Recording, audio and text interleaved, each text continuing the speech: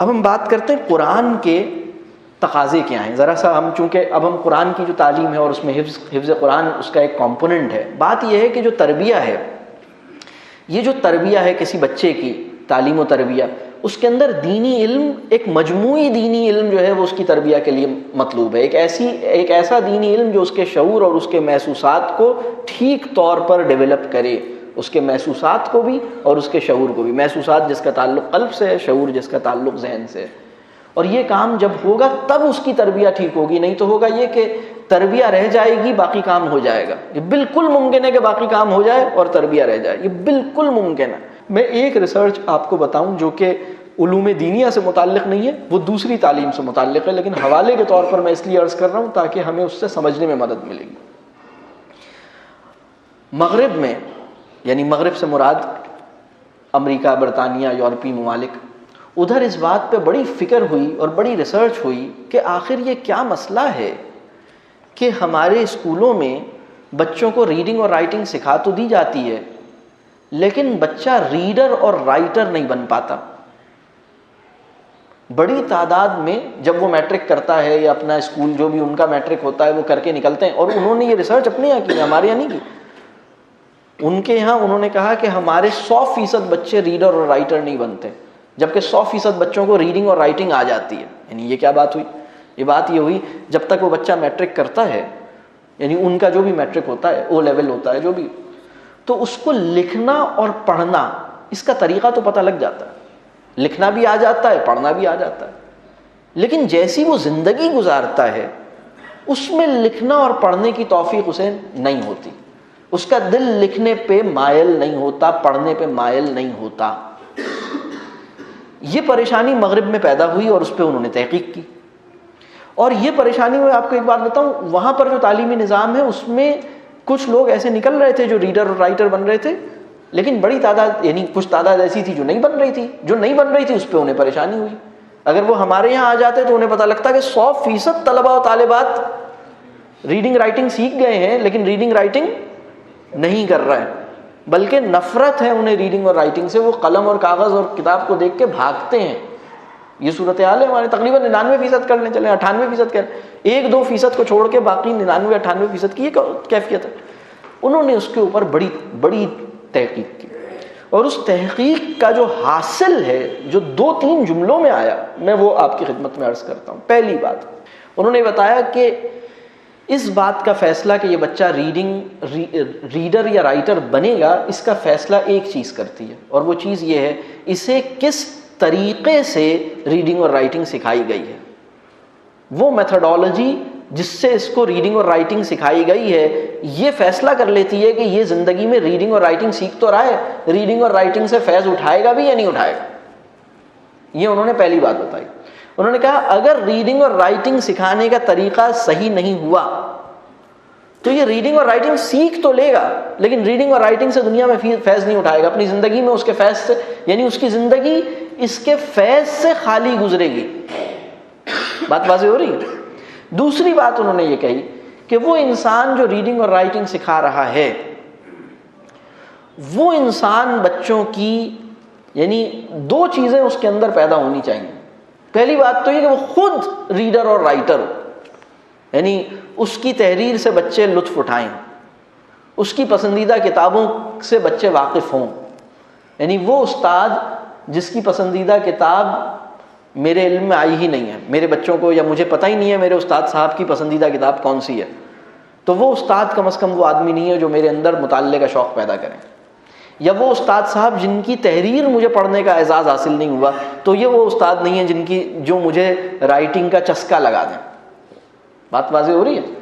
یعنی توان و کرہن و جبرن مجھے ریڈنگ اور رائٹنگ سکھا دیں وہ ایک الگ بات ہے، لیکن ریڈنگ اور رائٹنگ سیکھ لینے کے بعد میری زندگی ریڈنگ اور رائٹنگ کے فیض سے منور رہے، میں اس کے فیض اپنی زندگی میں اٹھاتا رہوں، یہ مجھے فیض بھی پہنچاتا رہے.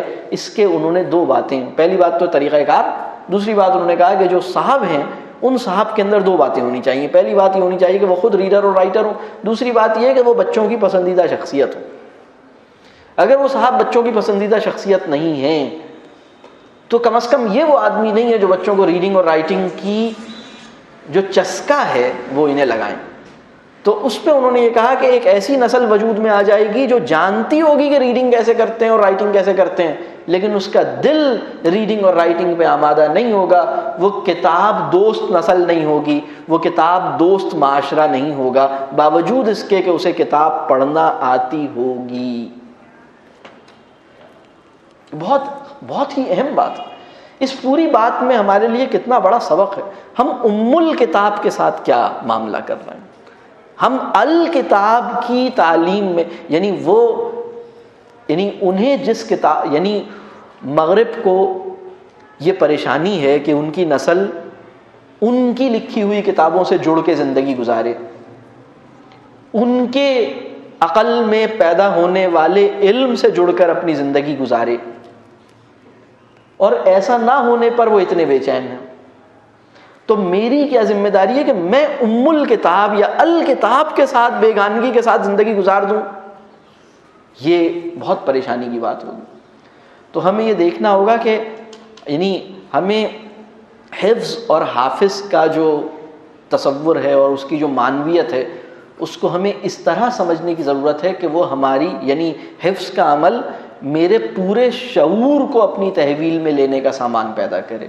حافظ جو ہے حافظ کا مطلب یہ ہے کہ ایک ایسے احساس سے ہمکنار شعور جو کلام اللہ کی امانت کو اپنے سینے میں محفوظ کرنے کی، اپنے سینے میں محسوس کرنے کی، اور اپنے سینے میں اپنے نفس پر کلام اللہ کے اثرات کو مستقل محسوس کرنے کی فکر سے سرشار ہے. وہ اس بار امانت سے، اس کے بوجھ سے ٹوٹا پڑ رہا ہے. وہ اس کی حالت آپ سوچئے نا، کلام اللہ کی امانت جس کے سینے میں سمائی ہوئی ہے، اس کے لیے یہ احساس اس کو جو ہے وہ اس کو ایک الگ طرح کی کیفیت میں رکھتا ہے. یہ کیسے ممکن ہوگا؟ تو ایک چیز جو اب اس سے ایک اور بات عرض کروں گا کہ قرآن کے مسلمانوں سے کیا تقاضے ہیں. اب ہمیں دیکھنا ہوگا کہ قرآن کا مسلمان سے کیا تقاضا ہے.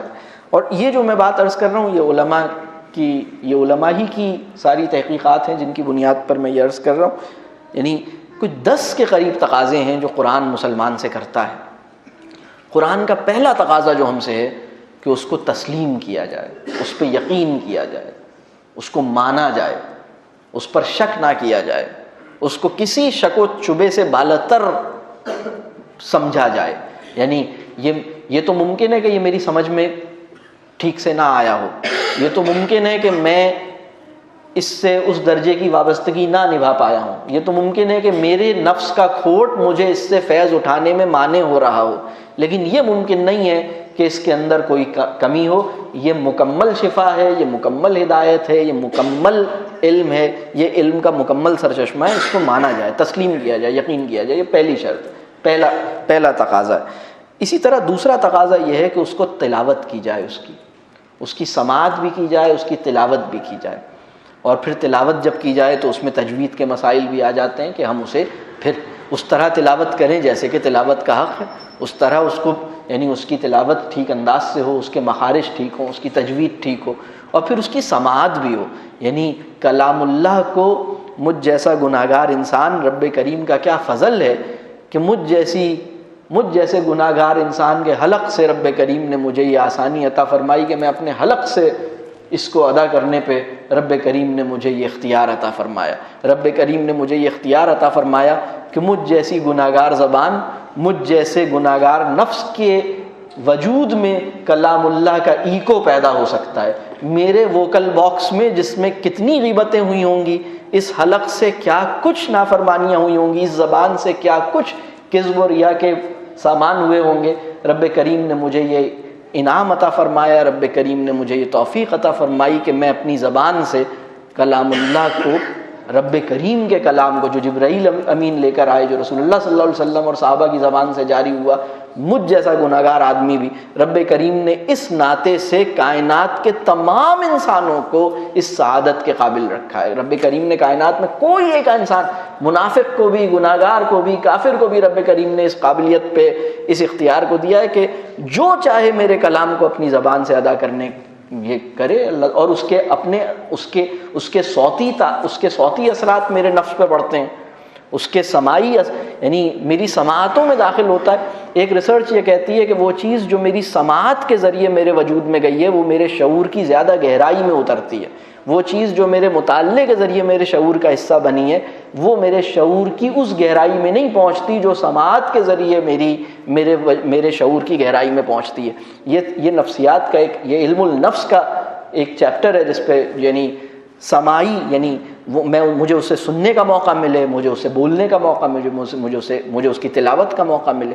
تو یہ ایک بہت بڑا یہ دوسرا تقاضا ہے جو قرآن مسلمان سے کرتا ہے. قرآن مسلمان سے تیسرا تقاضا کرتا ہے تفہیم کا تقاضا. میں اس کو سمجھوں اور اس کے اندر عربی زبان یعنی عربی زبان کی بناوٹ, عربی کی لسانیات کے مسائل اس کے اوپر بھی میں غور و فکر کروں. یعنی کسی جگہ یتفکرون کہہ کے بات ختم کرتے ہیں, کسی جگہ یتذکرون, کسی جگہ تعقلون کہہ کے ختم کرتے ہیں.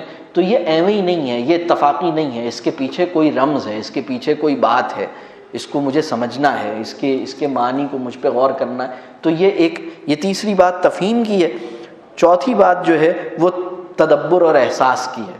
یعنی چوتھی بات تدبر اور احساس کی ہے. وہ جو میں یتفکرون والی بات کر رہا ہوں وہ تدبر سے تعلق ہے کہ میں اس پہ غور کروں, اور غور ایسا کروں کہ تدبر وہ ہے جو کسی بھی بات کو میرے شعور کی باؤنڈری میں محدود نہیں رکھے, میرے محسوسات کو اجلا کر دے, میرے احساس کی دنیا کو خوبصورت بنا دے, پاکیزہ بنا دے. یہ تدبر ہے.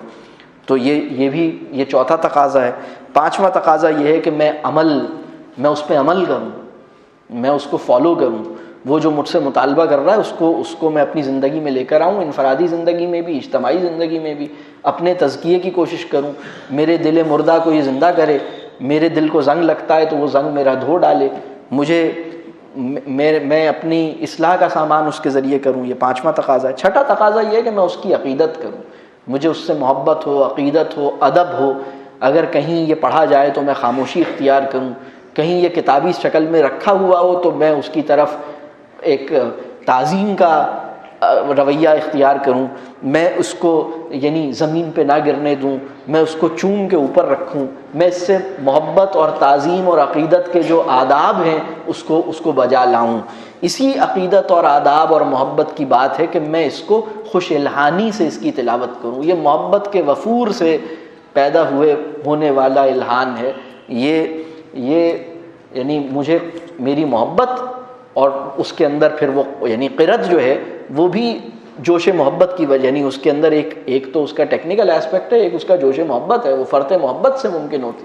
اور اسی طرح اس کے اندر یعنی خطاطی بھی اس کے اندر شامل ہے کہ میں عقیدت اور احترام میں. مراکش کے اندر ایک ٹرینڈ یہ ہے کہ وہاں جو لوگ حفظ کی محنت میں ہوتے ہیں وہ دوران حفظ ایک پورا قرآن اپنے ہاتھ سے لکھتے ہیں, پورا قرآن.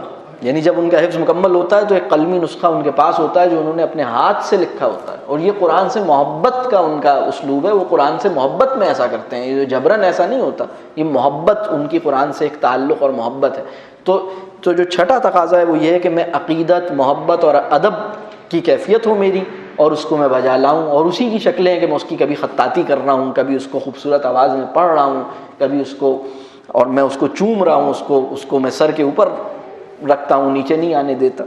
پھر ساتواں تقاضا یہ ہے کہ میں اس کے مختلف حصوں کو اپنے حافظے میں محفوظ کرنے کی فکر میرے اندر پیدا ہوتی ہے.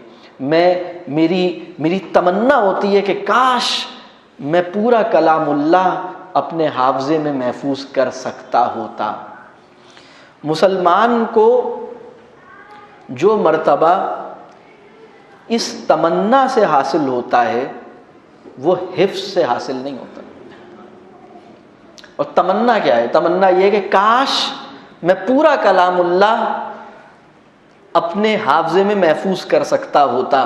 انسان کو اس بات پر رونا آ جائے کہ آخر مجھے پوری سورہ بقرہ کیوں نہیں یاد ہوتی. انسان کو اس بات پر آنسو نکل آئے کہ میں اتنے عرصے سے کوشش کر رہا ہوں, یا اللہ پورا قرآن میں یعنی رب کریم مجھے اس قابل بنا دیجئے کہ میں پورا کلام اللہ اپنے حافظے میں محفوظ کروں. یعنی انسان اس بات پہ گمان کرے کہ مجھے رب کریم نے لائق اعتنا نہیں سمجھا, میں اس قابل نہیں رہا کہ پورے قرآن کو، پورے کلام کو میں محفوظ کر سکوں، اور پھر جتنا بھی اس کو محفوظ ہو اس پہ سرشاری اور اس پہ تشکر اور اس پہ اپنے آپ کو سعید اور سعادت مند سمجھنے کی اس کے اندر کیفیت ہو. یعنی آپ بتائیے ہمارے معاشرے کا وہ انسان جس کو ایک پارہ بھی حفظ ہے، وہ اس سے تو بہت بڑا ہے نا جس کو کچھ بھی حفظ نہیں ہے. تو یعنی اگر مجھے صرف 6 صورتیں یاد ہیں اور دوسرے صاحب کو 10 صورتیں یاد ہیں، تو جس کو 10 صورتیں یاد ہیں وہ بہت بڑا آدمی ہے، بہت بڑا آدمی ہے، یعنی بہت بڑا آدمی ہے. کلام اللہ کی نعمت اس کے حافظے میں محفوظ ہوئی ہے، یہ بہت بڑا آدمی. تو حفظ کا داعیہ، حفظ کی تمنا مجھے سرشار رکھے، مجھے بے چین رکھے، اور حفظ کی کوشش میں کروں، حفظ کی کوشش میں لگوں.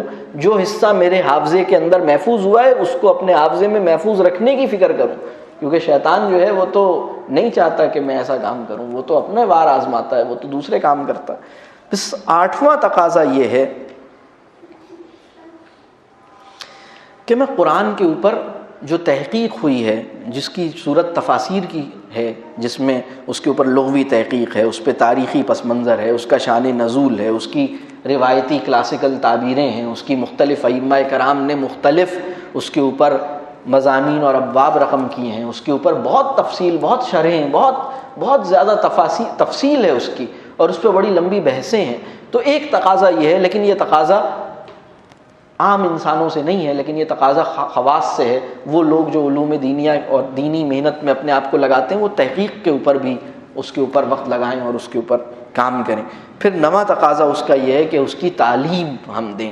جو خیر مجھے قرآن سے ملا ہے، ہم میں سب سے بہتر وہ ہے جو قرآن کی تعلیم لوگوں کو دیتا ہے. یعنی جس طرح قرآن نے میری اصلاح، میری ایمان کی آبیاری اور میری اصلاح اور میرے تزکیے کا سامان کیا ہے، میرے اندر یہ فکر ہو کہ میں اپنی بیوی، اپنے دوست، اپنے بھائی، اپنی بیٹی، اپنے بیٹے اور اپنے بزرگوں کی خدمت میں بھی احترام کے ساتھ میں اس کی تعلیم، اس کا پیغام رکھوں.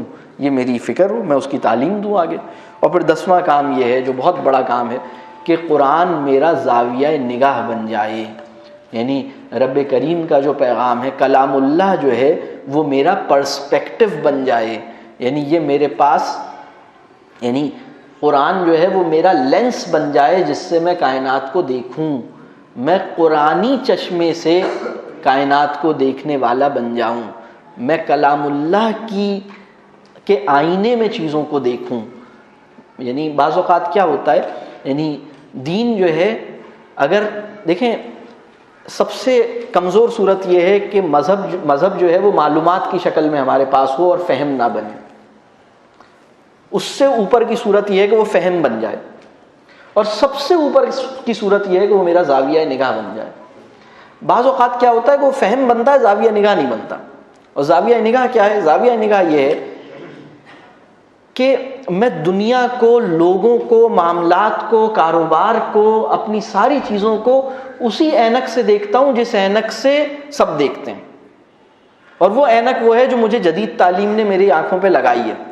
ہم سب کی آنکھوں پہ ایک اینک لگی ہوئی ہے، اور وہ اینک وہ ہے ایجوکیشن کیا کرتی ہے، اور تہذیب کیا کرتی ہے، اور سوسائٹی کیا کرتی ہے. ایک اینک ہمیں پہناتی ہے، چیزوں کو ایسے دیکھو، یہ فائدے کی بات ہے، یہ چالاکی کی بات ہے، اس میں ہمارا بڑا فائدہ ہے، یہ نقصان ہے، یہ فائدہ ہے. فائدہ نقصان کیا ہے یہ سوسائٹی طے کرتی ہے. سوسائٹی بتاتی ہے یہ فائدہ ہے، یہ نقصان ہے. اچھا، علم دین جو ہے وہ بالکل اس کا الٹ بتاتا ہے. علم دین کہتا ہے نہیں، جیسے تم فائدہ سمجھو وہ تو گھاٹا ہے، اور جیسے تم نقصان سمجھو وہی فائدہ ہے. بالکل الٹ بتاتا ہے. تو یوں سمجھیے کہ جب آپ سوسائٹی میں جو اینک یا جدید تعلیم نے جو ہمیں اینک دی ہے، جب ہم وہ لگا لیتے ہیں تو ہمیں فائدہ نقصان اور نقصان فائدہ لگتا ہے. اور جب ہم دینی تعلیم کی جب دین ہماری اینک بن جائے تو ہمیں فائدہ ہی فائدہ لگتا ہے اور نقصان ہی نقصان لگتا ہے. رسول اللہ صلی اللہ علیہ وسلم ایک دعا مانگا کرتے تھے، اور دعا تھی اللہم ارنا الحق حقا وارزقنا اتباعہ وارنا الباطل باطلا وارزقنا اجتنابہ. رب کریم وہ چیز جو غلط ہے، گڑبڑ ہے، جو باطل ہے، وہ مجھے بھی باطل اور غلط ہی دکھائی دے، اور پھر مجھے اس سے بچنے والا بنا. اور وہ چیز جو ٹھیک ہے، حق ہے، صحیح ہے، وہ مجھے بھی صحیح دکھائی دے اور مجھے پھر اس کو اختیار کرنے والا بنا. تو بعض اوقات کیا ہوتا ہے کہ دین جو ہے وہ اس کا لینس ہمیں ملتا ہے لیکن وہ جیب میں رہتا ہے. آنکھوں پہ جو لینس ہوتا ہے نا، بہت سے لوگوں کے پاس 2 چشمے ہوتے ہیں، ایک چشمہ جیب میں ہوتا ہے، ایک چشمہ ناک پہ ہوتا ہے. تو وہ ہر وقت جس طرح دنیا کو دیکھتے ہیں، ایک چشمہ جو ہر وقت پہنا ہوا ہے، ہر وقت کا چشمہ ایک اور ہے، اور دینی تعلیم نے ان کو ایک چشمہ عطا کیا ہے جو جیب میں رہتا ہے. اور بوقت ضرورت وہ کہتے ہیں اچھا یہ وہ معاملہ ہے تو اچھا میں ابھی چشمہ بدلتا ہوں، میں چشمہ اتارتا ہوں، پھر دوسرا دینی تعلیم کا، دینی علم کا چشمہ لگاتا ہوں، اور پھر اس کو بتاتا ہوں ہاں دین کی رو سے اگر میں اس معاملے کو دیکھوں تو معاملہ یوں ہے. لیکن پھر اس کے بعد دوبارہ وہ جدید تعلیم نے اور جدید تہذیب نے جو مجھے چشمہ لگا رکھا ہے، اصل میں بات یہ ہے کہ وہ جو جدید تہذیب نے چشمہ لگا رکھا ہے اس کو اتارنا آسان بات نہیں ہے. میں اپنی بیوی کو اسی جدید چشمے سے دیکھتا ہوں، اپنی اولاد کو اسی جدید چشمے سے دیکھتا ہوں، اپنے کاروبار کو اسی جدید چشمے سے دیکھتا ہوں، اپنی شادی بیاہ کے معاملات کو، دنیا کے نقصان اور فائدے کو اسی چشمے سے دیکھتا ہوں. دین میرا چشمہ نہیں بنا، یہ پرابلم ہے. پرابلم یہ ہے ہمارے آج کی دنیا کا، مذہب یا تو معلومات کی شکل میں ہمارے پاس آیا ہے اور وہ منقسم معلومات ہیں، وہ معلومات وحدت کی شکل اختیار کرے، وہ معلومات ایک فہم اور حکمت کی شکل اختیار کر جائے، یہ ہمارے یہاں دشوار ہو رہا ہے. اور اگر یہ ہو بھی جائے تو وہ ایک چشمہ میرے پاس جیب میں موجود ہے، میری آنکھوں پہ جو چشمہ لگا ہوا ہے وہ دوسرا ہے. رب کریم ہمارا چشمہ بدل دے، اور چشمہ بدلتا ہے دل کے بدلنے سے. جنید جمشید اللہ تعالیٰ ان کی مغفرت فرمائے، ان کا ایک بہت بڑا احسان یہ ہے کہ انہوں نے ایک جو دعائیہ اور حمدیہ اور نعتیہ جو ان کے کلام ہیں اس میں بہت بڑا پیغام ہے، یعنی میرا دل بدل دے والی جو بات انہوں نے اللہ سے فریاد رکھی ہے، یا اللہ میرا دل بدل دے. وہ جب دل بدلتا ہے تو چشمہ بدلتا ہے. اور قرآن کو یہ رب کریم نے قرآن 2 چیزیں ہمارے لیے اتاری ہیں، موت کی یاد اور قرآن جو ہمارا دل بدلے گی، جس کے نتیجے میں چشمہ بدلے گا، ادروائز چشمہ نہیں بدلے گا. دین جو ہے وہ ہمارے پاس ہماری جاگیر، یعنی اللہ معاف کرے بعض اوقات فہم دین انسان کی جاگیر کی طرح اس کے پاس ہوتا ہے، کہ جیسے اس کے پاس جاگیریں ہیں تو ایک فہم دین کی بھی جاگیر ہے. اللہ ہمیں اس سے بچائے، اللہ تعالیٰ ہمیں اس سے بچائے.